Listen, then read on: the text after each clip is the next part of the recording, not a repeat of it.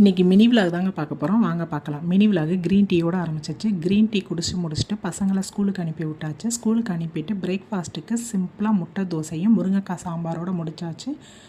முட்டை தோசையில் சிக்கன் பொடி போட்டு சாப்பிட்றது எனக்கு ரொம்ப பிடிக்கும். எப்பயும் சாப்பிட மாட்டேன், எப்போயாவது சாப்பிடுவேன்.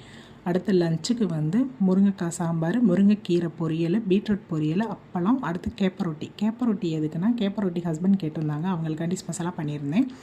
அதோட ரெசிபி வீடியோ நாளைக்கு நம்ம சேனலில் அப்லோட் ஆகும், மிஸ் பண்ணாமல் பார்த்துருங்க.